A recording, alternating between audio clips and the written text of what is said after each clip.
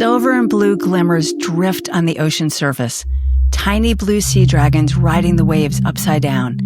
Fragile yet fierce, they are buoyed by venom taken from their much larger prey and shielded by the camouflage of their brilliant coloring. Far away in a different time, carved dragon heads slice through the rivers in ancient Chinese festivals, paddlers moving together as drums beat time. And today, breast cancer survivors and supporters carry those traditions forward in dragon boats, finding resilience in each other, stroke by stroke. In this episode, we'll meet the blue sea dragon, a creature that transforms venom into strength. We'll explore mythical dragons of Chinese heritage whose power comes from rivers, and the rhythms of the natural world, and how those dragons gave rise to the practice of dragon boating more than 2,000 years ago. And we'll bring it forward to my own dragon boating team in Florida, who embodied the dragon's resilience by gaining strength from one another. I'm Jessica Morgenthau, and we're here exploring how nature's quiet brilliance can help us care more deeply for ourselves, for each other, and for the wild world we all share. This is Resilience Gone Wild, and we're heading into the head of the dragon.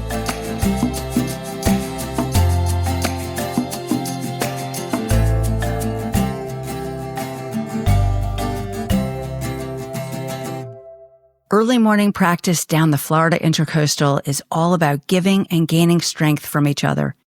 The air is cool, the sky brushed with pink. Pelicans and seagulls skim low across the surface, while manatees and sea turtles drift just below. We launch the long, thin boat together, gather our rhythm through the beat of the hide-covered drum, and dig our paddles in with our bodies moving as one. The dragon boat itself gleams on the water, a carved head at the bow, a painted tail at the stern, scales and colors shimmering in the sunlight. Each of our paddles carries its own dragon design, some painted to honor and remember those we've lost to breast cancer. Every time I take a stroke, I think about what it means to carry their memory forward.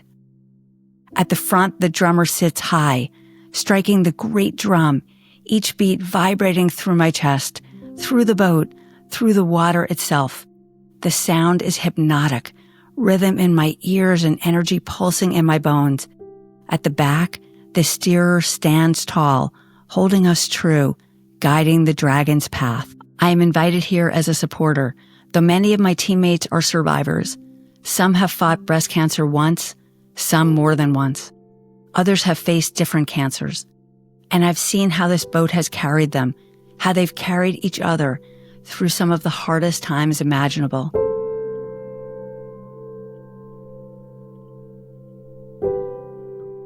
As a supporter, I come to witness, to share, to gain strength from them, and to offer my strength back.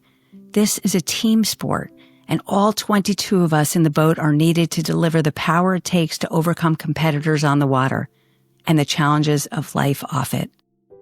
By the time we reach the turning point of the practice, my arms are trembling, my breath ragged. We pause here, as always, for water and rest, and some sharing, before making the push back. The drum beat still echoes inside me, steady as a heartbeat. I close my eyes for a moment. The shoreline blurs. The boat stills. My mind drifts on the rhythm of the water, carrying me further than the turn, out into the open water, out into the dream. And in that drifting space between exertion and recovery, I begin to see them. A sea of blue sea dragons. I am mesmerized by these vibrantly colored sea slugs without a protective shell, as they ride the ocean with their bellies pointed to the sky and their backs to the sea, unlike most creatures, yet exactly as they have adapted to survive. Each little dragon swallows a bubble of air, storing it in their stomach to pin their body at the surface, while drifting with wind and waves. They cannot dive, they cannot steer. Their world is the thin seam where water meets sky. They are spectacularly beautiful, bellies glowing cobalt blue, backs shining metallic silver, 6 arms split into delicate frills that ripple like ribbons, at most only 3 centimeters long. Whole fleets wander together so they appear larger, glittering like jewels scattered across the sea. We humans have known of them for only about 300 years, and new species of the dragon are still being discovered.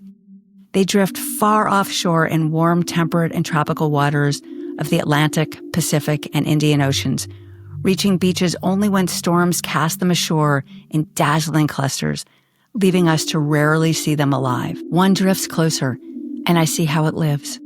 Other astonishingly beautiful blue voyagers share these waters.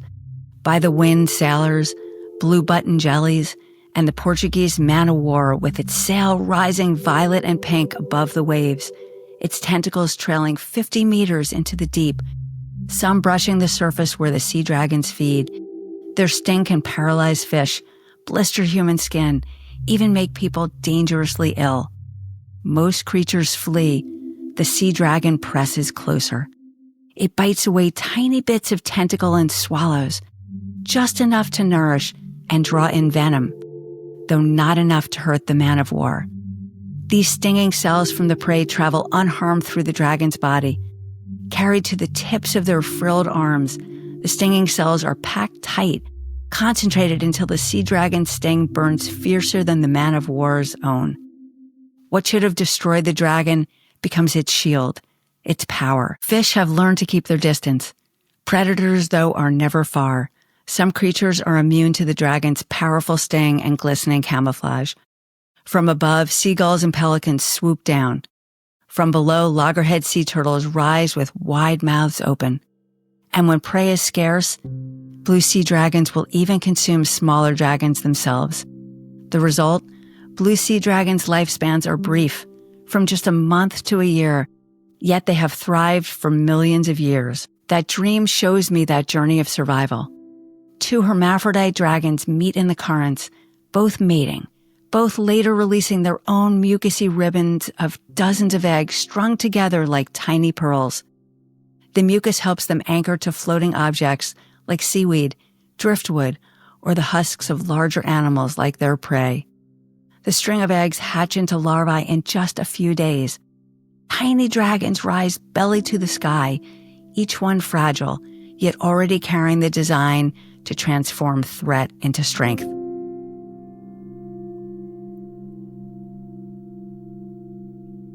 The fleet of sea dragons in my vision shimmers brighter, their silver and blue bodies blurring into something larger. Frilled arms ripple into scales, tails into coils. In my dream, they gather themselves into a single great being, a dragon rising from the sea. The dragon is not a monster of fire and fear. It is a long, the Chinese word pronounced simply as the English word long. It is the water dragon of China, revered for millennia as a garden of balance and life. Its antlered head rises, whiskers trailing like streams of silver, its serpentine body stretching long as a storm across the horizon. Unlike the dragons of Western myth that conquer or destroy, the long embodies harmony and power drawn from nature itself.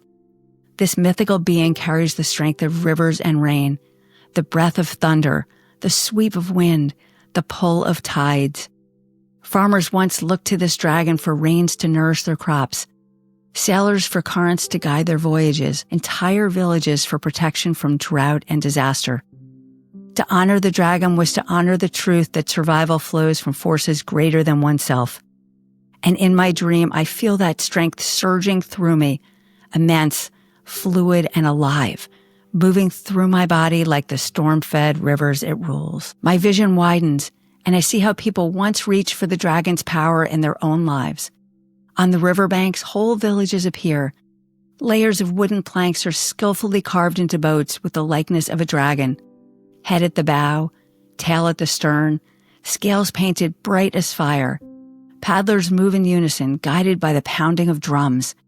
Each boat is a community in motion, every rower depending on the power of others, every crew seeking the dragon's blessing.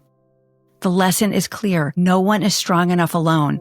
Strength is found in spirit, in solidarity, in support, to the dragon, to the river, to each other. My dream stretches forward across centuries to modern times where dragon boating gatherings and races appear across Asia, Europe, Oceania, and the Americas, carrying that same ancient spirit of resilience to breast cancer survivors and supporters. And here on the Florida Intracoastal, our own boat carries it too as we paddle together. Our strength comes from our own muscles and from the drumbeat that unites us, from the paddles that match ours, and from the people who rise beside us. The lesson is the same. Whether in the sea or in the story, resilience is not built in isolation. The blue sea dragon survives by turning the sting of another into its shield and power. The mythical water dragon gives villages the power of rain and storm. And we too endure by drawing strength from outside ourselves, from one another, from our communities, and from the great forces of nature that carry us forward.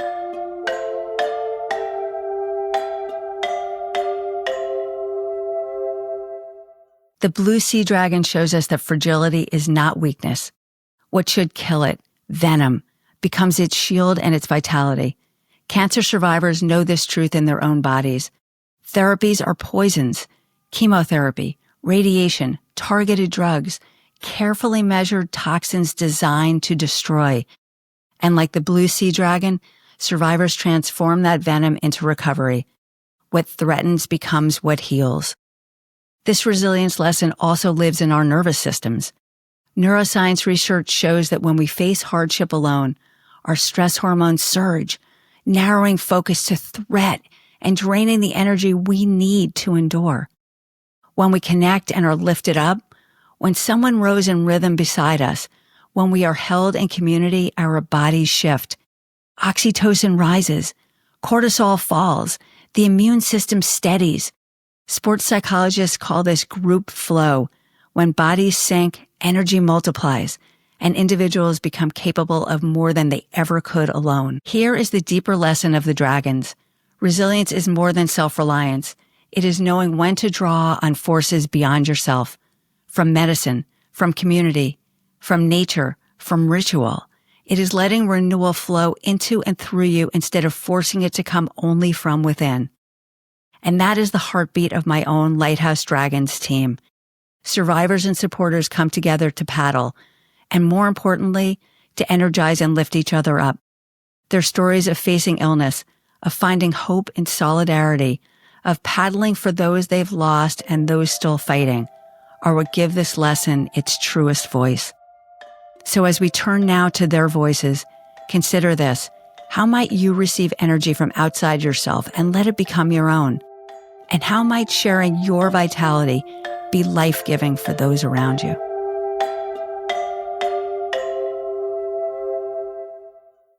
Yay!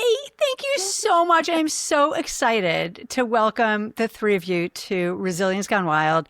We have been planning this for months and months and months and months to honor you and I want to honor you and I want to honor our whole team, our dragon boating team, and to honor those who've survived, who've not survived in our memory and who are supporters, like I am, of the strength and beauty and resilience of survivors of breast cancer. So, and other cancers, because sadly it seems like cancer seems to wander through our team in other ways as well. And it's incredible to be part of this group of amazing women. So Joanne, Pam, and Betsy, thank you for coming.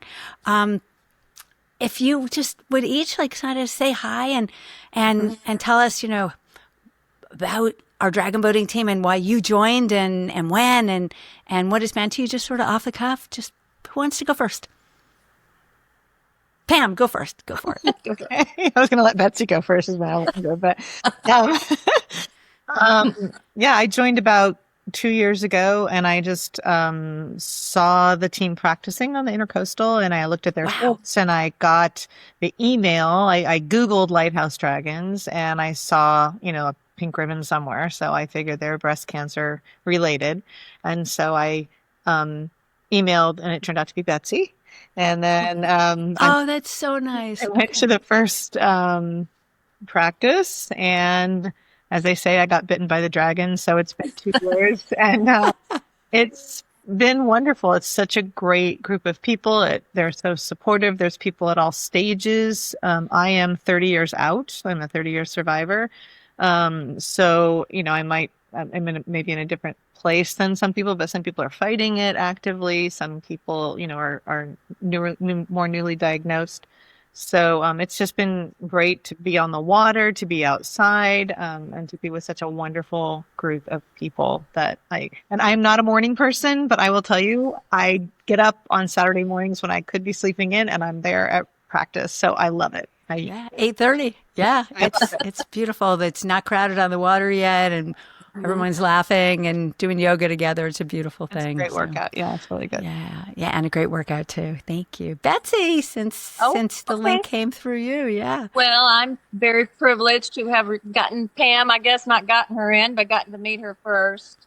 So I'm Betsy, and I have been on the team for the 10 years since it's been in existence. I guess I'm one of the older members, but I was so excited to hear about it. That's when we have to give credit to our founding captain, Debbie Brooks, when she brought the team from Miami to West Palm Beach. When she moved there, she put out a little flyer at the Race for the Cure, where we were always participating. And when I saw the flyer, I said, what in the world is dragon boating? And why is it affiliated with breast cancer recovery? So I was all in. I think she'll tell you I was the first person to sign up. Wow. And brought some friends, and we have been in ever since. It's just exhilarating to be with a village, a team, the support, the strength, not only physical exercise, but the sisterhood, the camaraderie, the mental, spiritual, every other aspect. It's been so beneficial. Okay. Joanne, tell us about your history and the love that you bring, because I have been to races with you, or a race with you, and away for the weekend, and you are all in. I love it. So. It is so much fun. It brings such joy to my life. It's actually my meditation, dragon boating, because it's like that rhythmic. The rhythmic action, the rhythmic noise and everything, it just kind of gets me at peace. And I can't meditate on my own because I'm way too hyperactive, but it's like my only way I can meditate. And I heard about dragon boating through my oncologist at one of the lowest points in my life. I was so sad. I was just diagnosed. And there's a poster on the back of my door, and I'm waiting for the doctor. And I'm like, do you want to do something new? It said. I said, yes. You want to try dragon boating? I'm like, I have no idea what that is, but yes. So as I'm waiting, I emailed Laura Ham at the time, and she emailed me right back and said, come this Saturday. So I just jumped in. I thought, why not? But I said, I can't paddle because I just had surgery. I can't lift my arms. She goes, no problem. So I went out there and I just loved everyone instantly. And I had to go through another couple surgeries. So of course I couldn't really do very much until the next year, but that was 2018. And I am sold out. I love dragon boating. It's super fun. It's such good exercise, gets your lymphatic system going. And it's such a great way to meet wonderful ladies. There's not one mean person on our team. It's just super fun. No, so I'm happy to be part of it. Yeah, everybody's there for all of their own, plus the community reasons, right? Mm-hmm, absolutely. Yeah, it's actually kind of cool what you said about the meditation, and I know that I've learned, because it's not that easy to dragon boat really well, and to race, and Joanne knows that I know that it's not that easy because you're pretty good. No, I was going to say the opposite. That I keep learning new stuff from the person who's behind me, who's helping me, and if we're all paddling in sync, there's an amazing quiet, right? And smoothness, and we're moving forward together.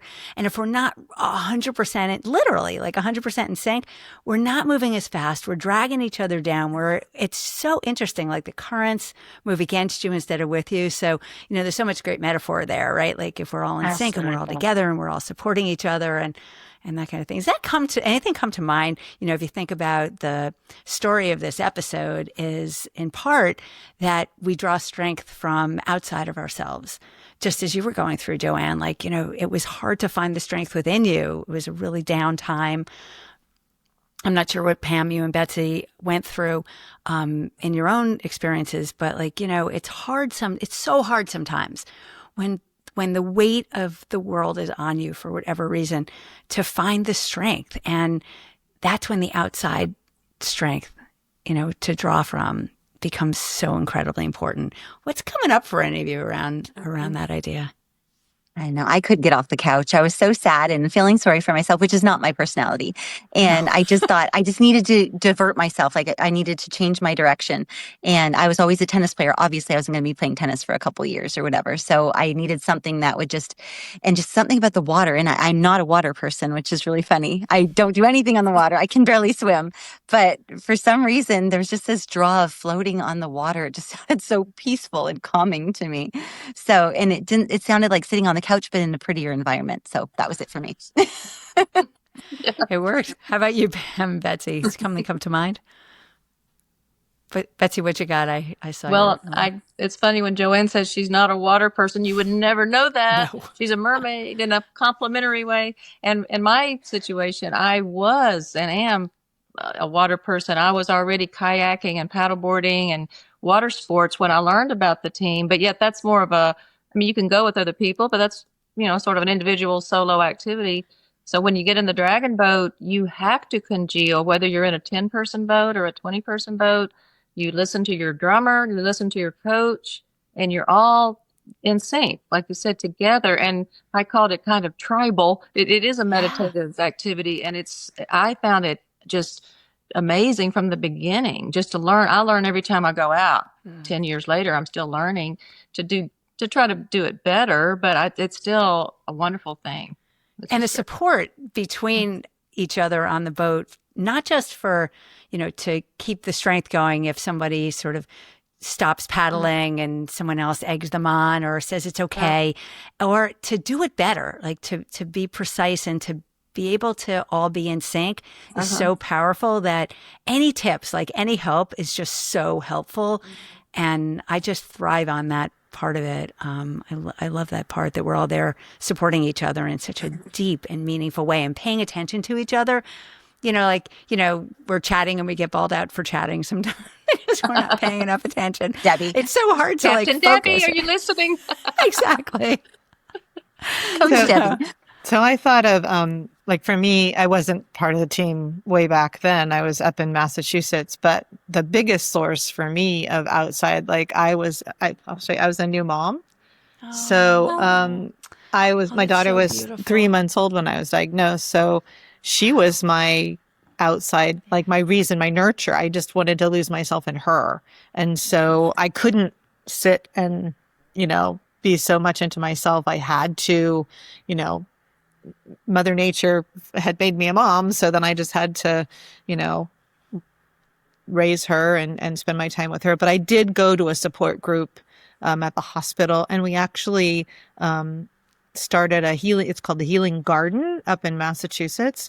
And so an outdoor space. And one of the women had a home with these gorgeous gardens, and they turned it into the Virginia Thurston Healing Garden there. So that's where I got and there's now a center that has all kinds of alternative, therapies and art and everything. So that's where that nurture came in. But I've always relied on the support of others. And this team, now that I've moved down here, has taken that. I had a little rough patch this summer, but it was just nice to have that camaraderie and everybody, the support of I didn't tell everybody, but the support of people who knew. I had a little scare this summer, but everything's fine. But just to be part of that team and work together is really important, and when they were saying, when we're all together, it's a beautiful thing. Like when we're all in sync with each other. And it is truly a tribe, Betsy. It is a great group of people, and just, we have fun, and we work hard too, though. We work hard. Yeah. It's one thing being in a support group that, it's not really a support group, but it is. So if you have questions about, hey, what's this drug doing to you? How is it affecting you? You can talk about it, but you're doing something fun at the same time. So it's not like you're in this sad little room drinking your, styrofoam coffee. We're out on the water in a gorgeous environment, and there's hey, what do you think about whatever? And it's much more a positive support group. I agree with you, Pam. It's important to have that support. And there's another aspect that is just coming, that's bursting at the seams, which is this connection with nature. I'm hearing from each of you that, and I'm picturing, when we go in, you might not have been got comfortable with water, but you need to step in the water and to really wait in the water and feel the water before you get in the boat when it's your turn to get in, and so that we stay stable, and then to, to get the boat out until we wash the boat and we clean the boat. And there's just a lot of, and we do it at a boatyard in nature, and the sounds of nature, and we watch for manatees and for turtles and for birds, and we're just so, and your healing garden was also in a very natural setting. There's just so much, and this is a big part of Resilience Gone Wild, is that when we're in nature, life is just much better. Our bodies, our minds, everything's much better. And this is just such a magical part that's worked for me. Like, when I go to pickleball or I go to golf is a different issue. It's obviously in nature.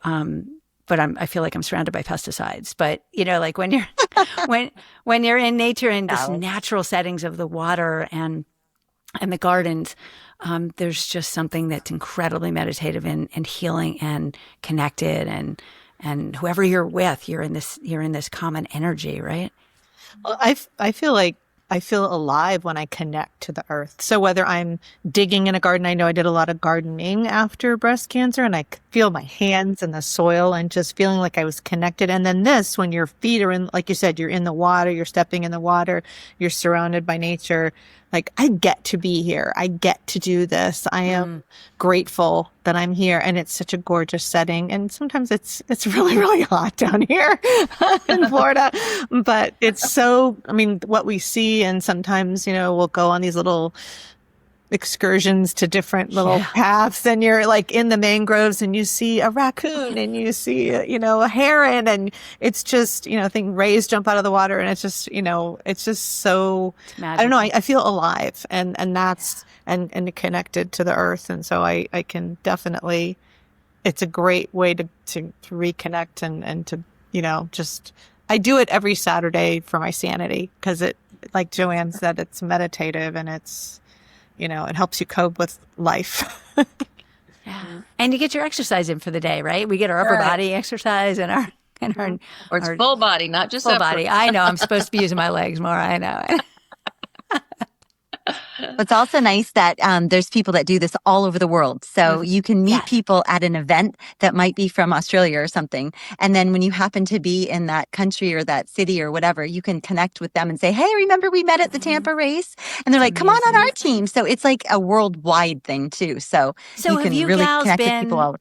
Have you been to, who's been to an internet? I know that we've been to other local New events. Zealand. Did you go to New Florence, Zealand? right? Right, so, Betsy? Betsy, you've been to New Zealand. No, Joanne, I did not go to New Zealand. Oh. I paddled in Italy and Puerto Rico with the community. Mm-hmm.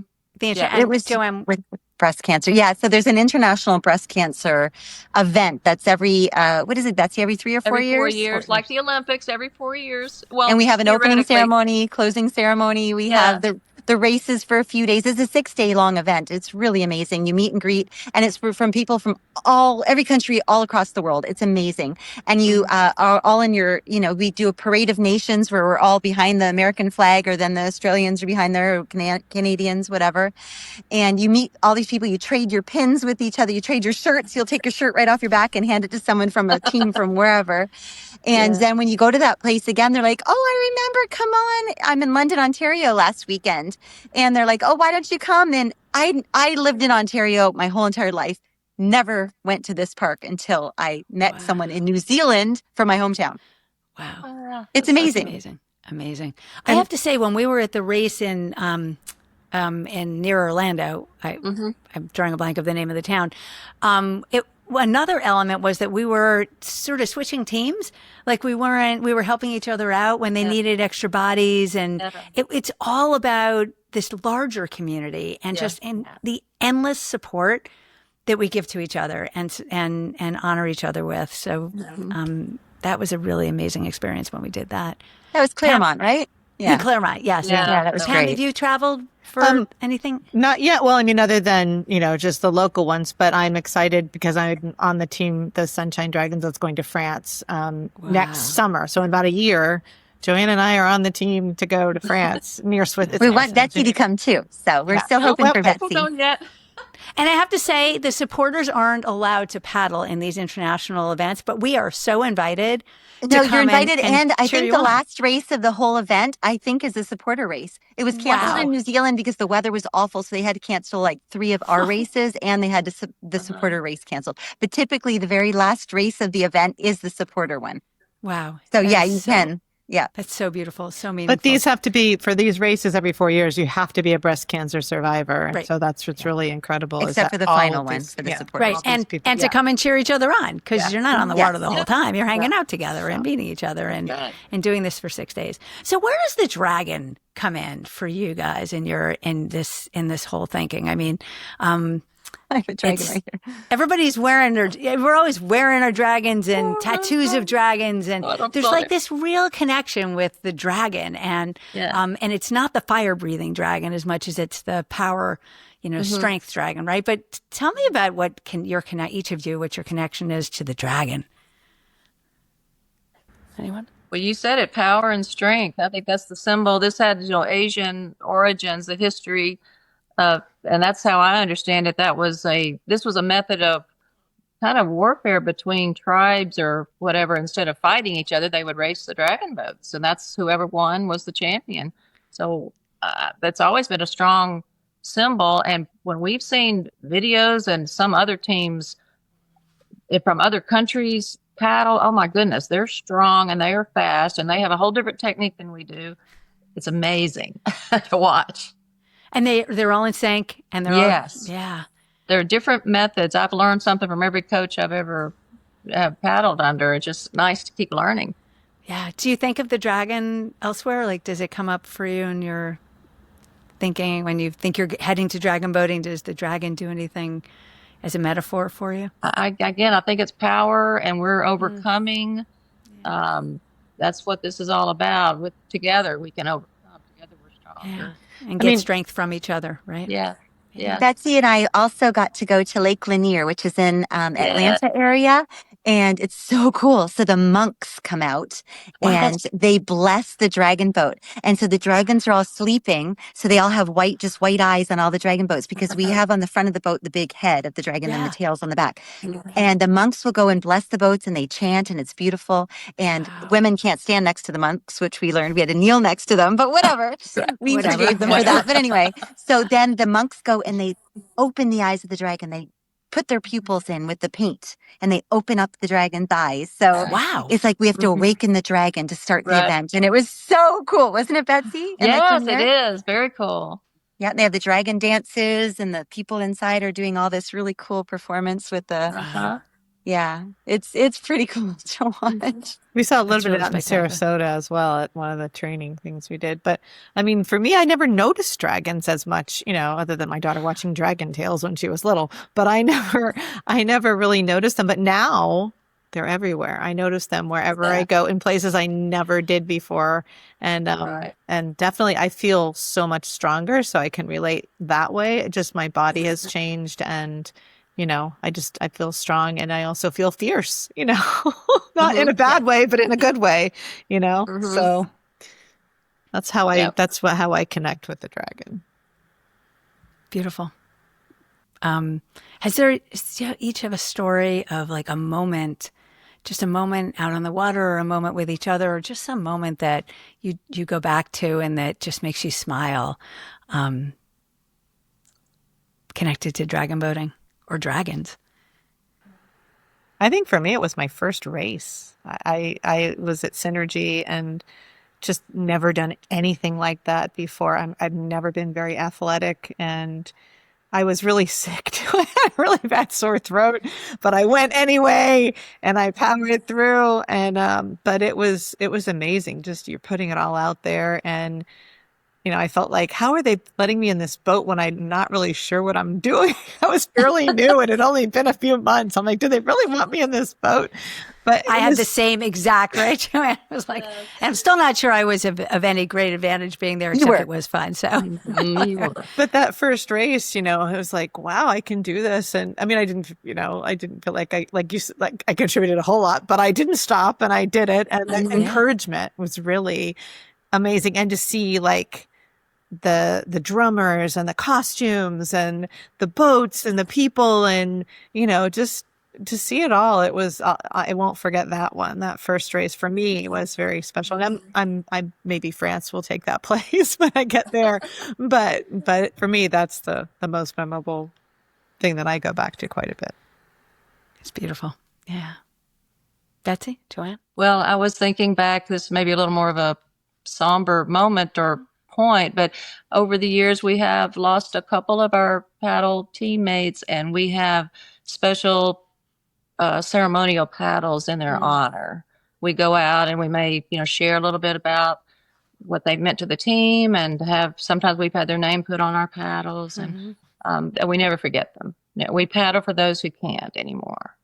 So that's a wonderful thing. We all are very united that way. Yeah, across the world, right? Yeah. It's so beautiful. Yeah. And my memorable time was when my daughters wanted to support me in some way. I have 3 daughters, and they were young when I went through it. So they're middle school, elementary, and one was in high school.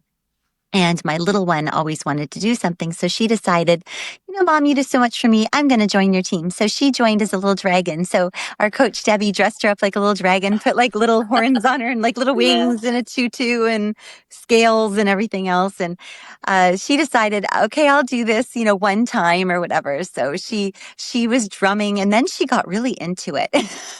And then she started yelling at us to go, stay in time. And then she decided to start steering the boat, and she really had a good time. She's off at university, so she can't do it now, but that was so much fun. And she just felt like she was like supporting, my dragon boating journey and my breast cancer journey by being a part of the team. And that was so nice of her. It was so special. And I loved that. And everyone wanted to take their picture with the little dragon. It was really cute. Right. So I love that. It's actually fun because at the races, the drummer gets dressed up like a dragon, and it just makes, and they dress up the boat like a dragon. It's just I didn't expect it, and it was this added layer of just joy and power, right? To like have these dragon heads and tails, and the drummer like really into it. Very exciting to be in that sort of space and empowering. Yeah. And I think the flower ceremonies that they have at some of the events are, like Betsy was saying, to remember, those who have lost the fight, and then those who are fighting, and those who have yet to be diagnosed. So I think that those are very touching times. And even 30 years out, I still cry. It's, it's with you forever, once you're part of it. But the flower ceremonies are very moving and touching as well when they have those. Yeah, they're beautiful. I find that I get that emotional connection when, in our chat within the Dragon Boat team, there's often someone who isn't well, right? Whether it's them or it's their spouse, and the support that no one shies away from, and that is, it's not something to feel uncomfortable about, but just to feel that there's this strength that comes from the community. And you just feel this strength building around, and love building around the person who is struggling at that time. And it just feel like that weight lifts from that person, at least for a time, by being in that incredible community.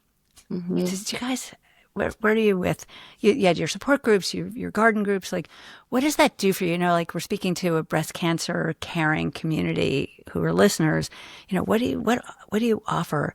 What messages and advice can you offer to anyone who's listening about, how to do this better, how to build more resilience, how to find more joy in this experience and come out the other side as the amazing women that you are?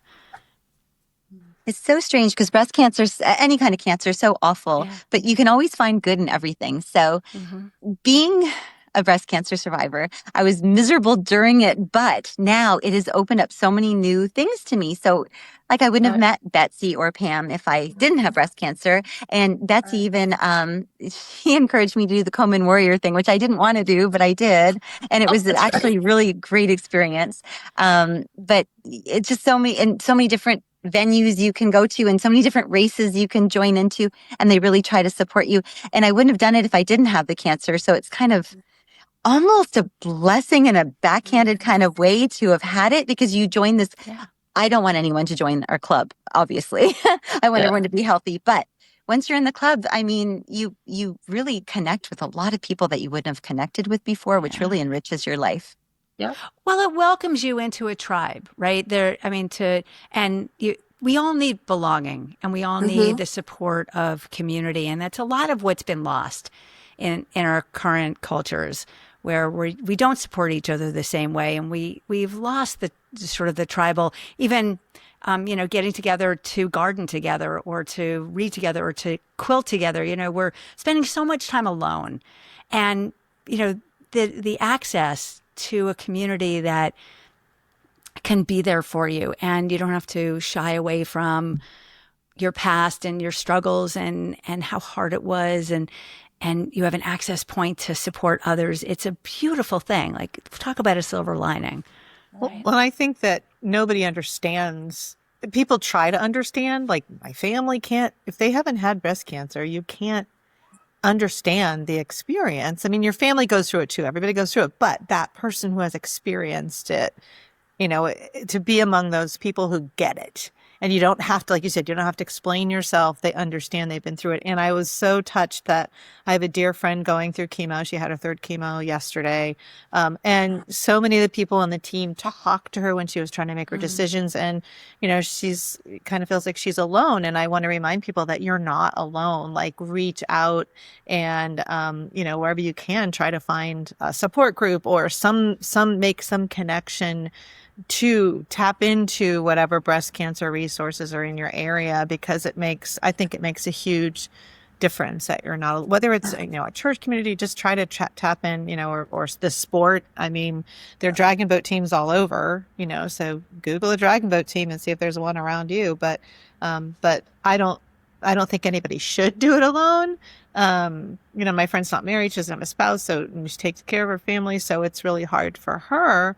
So that's what I was so touched, that they took the time and really helped her make her decisions. And, she's powering through, but just a reminder that, and I think, like Joanne said, life is sweeter after it. It's a horrible thing to go through, but afterward, I have such an appreciation, and I'm, instead of saying I have to do this, I get to do this. I'm here and I get to do this. So I just am so grateful and feel so blessed to still be here after all this time. But I'm so grateful for these women and this team, that is such an amazing support. So just remember, you're not alone. I love talking to your friend, actually. It was so good, because it makes me feel like I was useful for something. I didn't go through it in vain. It's useful for someone else that's going to go through it in the future. So you can actually use what you know already to help someone else. That makes everybody feel good. So thanks for doing that, Pam. Thank you. Oh, so beautiful.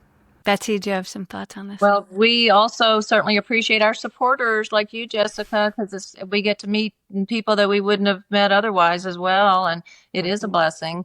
And we do like to get involved in the community and educate, people around us about our sport and the benefits that it has. And if we're going to wrap up at some point, we would be remiss without mentioning our big event coming up. We're having an ice paddle October 11th, if you're in this area in Florida. Paws in Pink. Yep. That's right. That's it. Yeah. So all month is Breast Cancer Awareness Month. And there's all kinds of fabulous events, and including your Paws for Pink. So do you want to talk a bit about it? Go for it. Well, pause in the word pause, P-A-W-S. We're inviting people to bring their dogs who like the water to get on their paddleboard or their kayak, or maybe in the dragon boat. We haven't really decided about all that yet. It'll be great fun. It'll be a nice paddle together, all as a community. And it's to bring light to our cause and our mission and our team and our sport.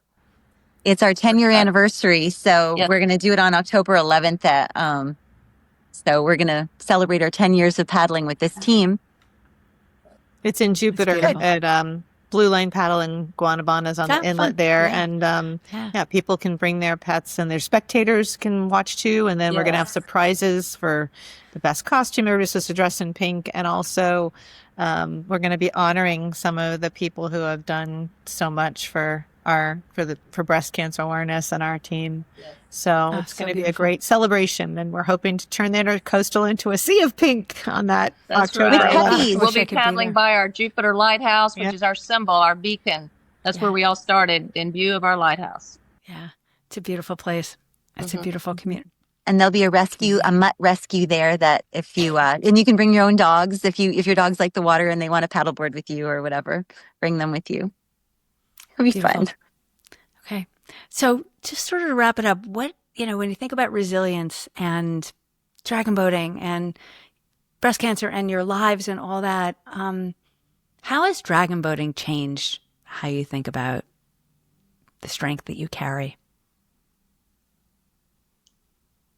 Well, for me, I've certainly done things that I never thought I would be able to do. And what I mean by that is some of these races and festivals are super exciting. I mean, I'm not normally super competitive, but it brings out a good competition in you. And if you have the good peer pressure of other teammates around you that are depending on you, you're going to dig in and you're going to bring out some extra strength. And you wouldn't have done it otherwise. So I have seen some amazing results happen in these races that we're thinking, wow, can you believe we did that? It's great. It's awesome. Yeah, I felt like that when I was up in Claremont. Yeah. How about you, Pam and Joanne?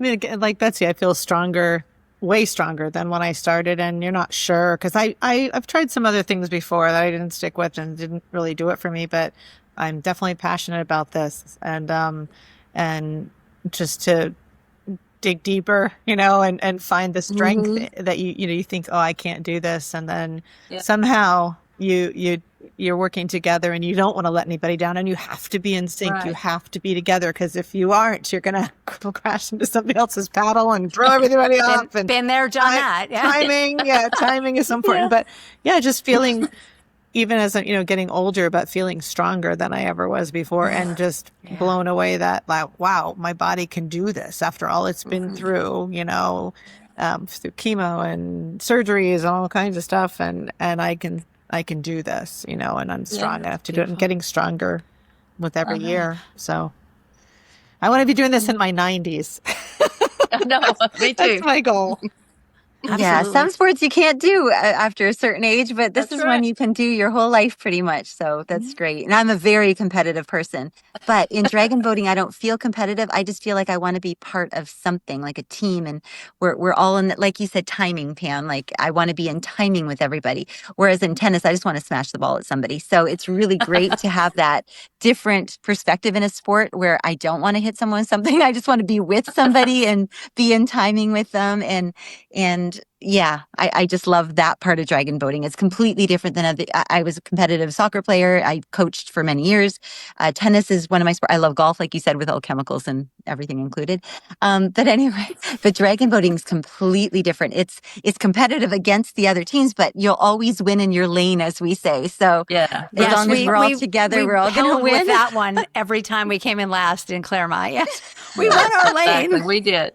Except with that one team, remember we joined up the community team. They were supposed to have a whole bunch of people come, and they ended up only having 2 people show up. So then our team jumped in to help them, and we all bonded together, and we ended up winning first place for them because they were the only community team. We were the only team.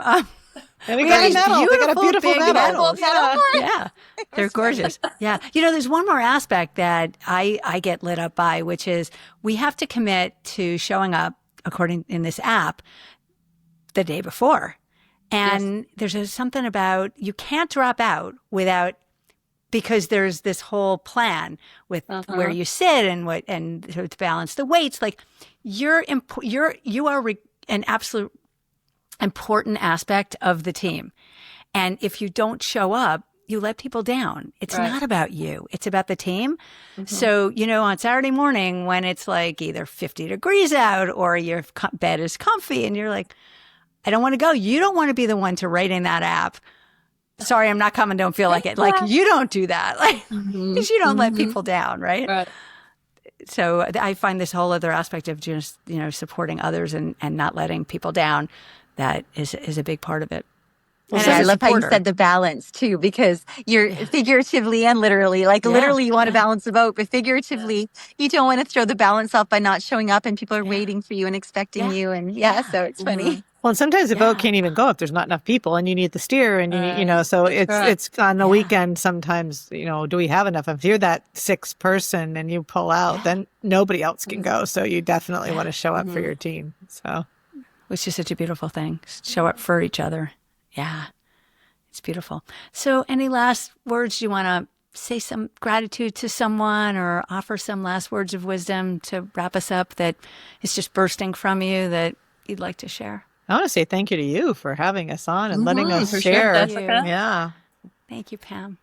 And we have a great leadership. We're very blessed to have some people that really do put in a lot of time, a lot of effort. And it does take some logistics and organization to make it happen. It doesn't just fall into place by itself. So I'm grateful to everybody. Everybody pulls their weight, does their part. Well, and our captain, Debbie, and Coach Scott and Debbie Brooks for starting it. There's so many people. I mean, I'm sure I'm leaving somebody else, but I mean, those are the key players who teach us and all the steers and, keep us I going. honor the steerers because if you don't have a steerer and there are people who are just like, sure, I'll try it. And it's a little scary up there. You could fall in, right? Like, and you can crash the boat if you're not like, I was even surprised at drumming the first time I ever drummed. Like, it's rocky up there and you're a little more, likely to maybe go over if a weight comes or something. It's like, hold on. So I'm surprised at that. Yeah. I have to say, it's a weird place to be. You're like looking out over everyone and you have this sort of power and you don't want to, but you don't want to mess people up. You're like, if you get them out of sync, like it's all on you, which is ridiculous because all you're doing is hitting a drum. But it's such a beautiful spot to be in. And you guys pushed me. You're like, just try it. Just go up there and try it. And you get afraid that you're going to tip the boat by getting up there and coming down off there, but it's a lot of fun. There's so many different aspects to being on this team. Like everybody is playing a different role. The first row, I mean, Joanne, you're often in the first row, right? Like you are leading us with the rhythm, the stroke, the drummer, the steerer, the captains, people planning the teams, people planning the community, and the people in the back of the boat who are newer usually. Like we all have our own uniqueness and our own individual importance, and we all need to be together as a team to support each other. So many aspects around that about the joy of it and the beauty of it and the dragon of it. And I want to add too, like if somebody's curious after listening to this about what is a dragon boat, I mean it's basically synchronized, canoeing, paddling, but try it. What have you got to lose? Get in the boat, try it. If you don't like it, no pressure, but you might love it and want to stay. It's amazing. So Saturday mornings at 8:30 at Winters Park on Ellis and Wilson and Palm Beach Gardens, and Sundays and Tuesdays, and we're out there. So Lighthouse, and that's just our team. Yeah, that's just our team. All over the world. So. So at least that's where we are. So come give it a go. We'll welcome you into our boat, and nothing to lose. I don't know anybody who walked out thinking that wasn't an incredibly beautiful experience. So, awesome. Thank you so much. Well, thank you. Yeah, and I'm so excited. Have fun this afternoon as you go out paddling. I wish I was there, and I can't wait to get back down to Florida. So I'll see you. We can't wait to have you. Yes, we're glad you get here. Back. We love 3 times a week. I'm coming back. Hurry back. Thanks, everyone. The voices we just heard from Joanne, Betsy, and Pam remind us that resilience is not built in isolation. Again and again, they showed us what it means to draw strength from outside yourself, from a team that keeps you in rhythm, from a community that understands what you're going through, from family and supporters who lift you up, so you don't have to carry the weight alone.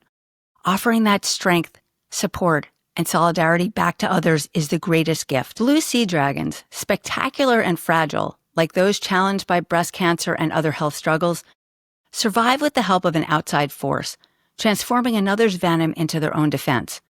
Even so, their future is uncertain. Much about their lives in the open ocean remains a mystery. What we do know is that they are now appearing in new places, washing up on beaches where they were once rarely seen. Scientists believe rising ocean temperatures, stronger storms, and shifting currents are carrying them beyond their traditional range. Plastic, drifting debris, oil spills, and other pollutants threaten the ecosystems they depend on. Supporting their survival means supporting the health of oceans themselves. By reducing waste, curbing carbon emissions, and advocating for climate action that keeps our seas habitable for even the most delicate marine marvels. And that same lesson, that survival depends on outside strength, brings us here to Breast Cancer Awareness Month. First launched in 1985, this annual campaign has raised visibility, funding, and solidarity for 4 decades. It has fueled early detection programs, expanded access to mammograms, advanced research, and built support networks survivors can depend on.